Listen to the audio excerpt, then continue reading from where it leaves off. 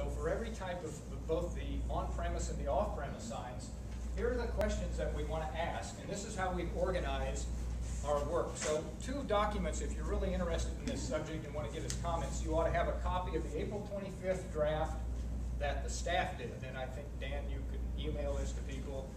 2009, it's a draft that the staff did that proposes regulations regarding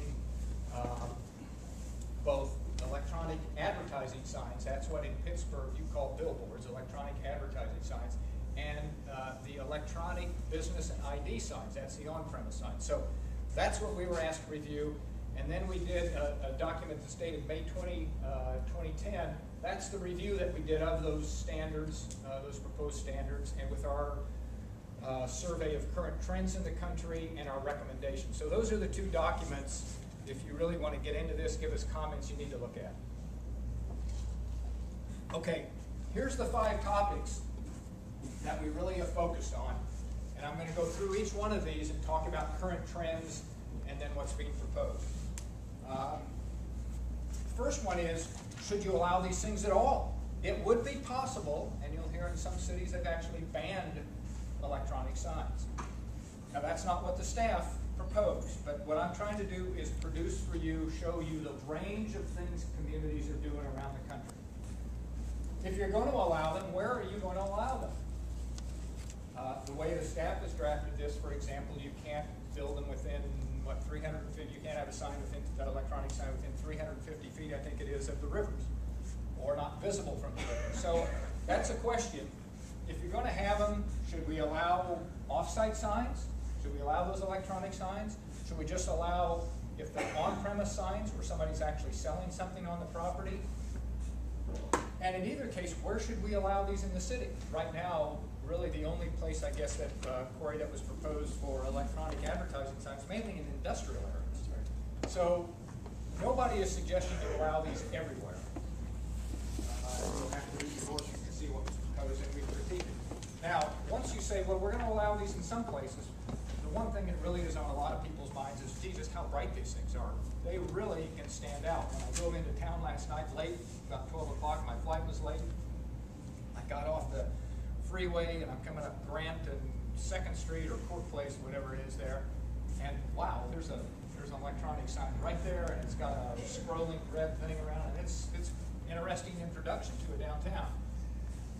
Well, how bright is that? And Nancy's going to talk about measuring that. It's really important that people understand how you measure that brightness. And Nancy is probably one of the leading people in the country. It's been good to learn at her knee.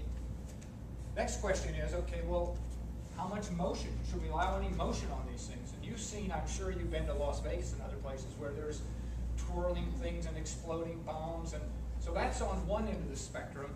And the other end of the spectrum is actually what's been proposed here is that the face of the sign can change on an electronic advertising sign, but you can't have a lot of motion. You can't have videos, you can't have scrolling text or anything. It has to be static, but you can change from one image to another. But that image itself has to be static. So that's one question. And how much motion? Because the more motion you have, the more appealing it is to some people and the more distracting it is to others.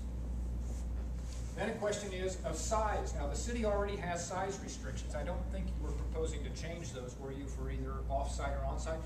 But one interesting thing that the billboard industry, or I should call it the outdoor advertising industry, suggests they really don't want you to regulate some of these other things, at least in some of their publications.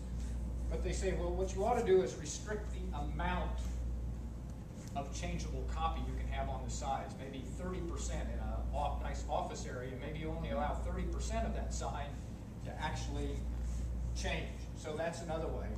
And then finally, it's actually not a major issue, but you got to have controls on these things so you can turn them down at night, for example. Because you really shouldn't. Now, I would say probably most of the signs here in this city now, they're the same level of brightness night and day. Many communities make them be turned down at night.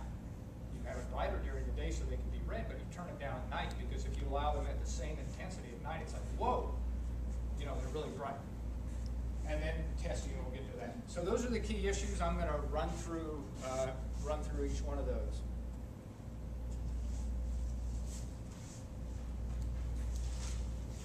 Okay, permissible use. Now, what's been proposed is to allow electronic advertising signs, these off-premise signs, in a fairly limited number of locations. In fact, some people that we talked with today don't think they're allowed anywhere because they're not going to be allowed if you can see them from the rivers. They're not going to be allowed within 350 feet of the rivers. They're not going to be allowed except in industrial in a few districts. So the question is, gee, just where are they allowed? That's one question. Now, some communities are actually, for example, Concord, New Hampshire, Denver, Colorado, they simply banned electronic outdoor advertising signs. They said, we don't want these things. They're too disruptive. They don't meet our aesthetic character. So there are some communities that are doing it. They're in the minority. There's many more communities that do just what the Pittsburgh staff has recognized or recommended here. Is to allow them in a discrete number of areas. So, for example, Seattle, for example, doesn't allow off-premise signs. They just allow on-premise signs. Cobb County, Georgia, which is near Atlanta, Cobb County only allows them along interstates. East Dundee, Illinois, which is a suburb of Chicago, they only allow certain types of uses to happen. Car dealers, video arcades, big retail centers. So there's a whole host of ways you could think about where you want these things to be. We've made some recommendations, but I think what's being recommended by staff is probably what the majority of jurisdictions are doing. Try to restrict the outdoor, the off-premise signs to a limited number of locations. Now, one thing I want to mention that you ought to be aware of, and I know you've had some controversy over this here, what we're starting to see in a number of communities, Minnetonka, Minnesota, which is outside of Minneapolis, they had a lot of billboards. And in Minneapolis, it's hard to get rid of billboards once they get in there. The state law doesn't allow you to take them down, what lawyers like to call amortization. It doesn't allow you to take them down. So they cut a deal with the billboard company that for every, I think there it was, for every new electronic sign they put out, they would take down 3 or 4 old billboards, because that's the only way they could get a bunch of these old billboards down. So you are seeing that happen. I just want to throw that out there as a potential. Now,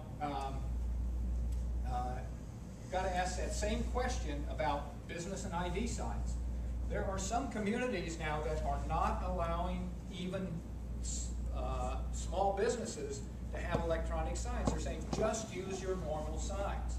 Now again, those are in the minority, but I want to just make clear to you that that's within the realm of possibilities. You can just say no. You will probably make some people very unhappy that they can't use this technology. Now, if you don't allow the ID signs, you probably could also ban the non-commercial ones, the churches and the schools that are starting to use these electronic signs. Yep. Good question. Your list there doesn't seem to contemplate off-premise non-commercial signs. I know I've seen political and religious ads on traditional billboards. Is that something that these groups can't afford them, perhaps? Or obviously those get subsumed into the other category? Well, that's a good question. You could ban off-premise non-political signs probably as well, along with the off-premise, the off-premise non-commercial signs could probably be banned along with the off-premise commercial signs. That make sense? It doesn't seem consistent with what you said about restricting political speech. Well, the difference is that the speech is, and this is not a clear-cut issue, right? Because once you start digging past the surface of what I told you, you'll see there's 50 exceptions to the rule.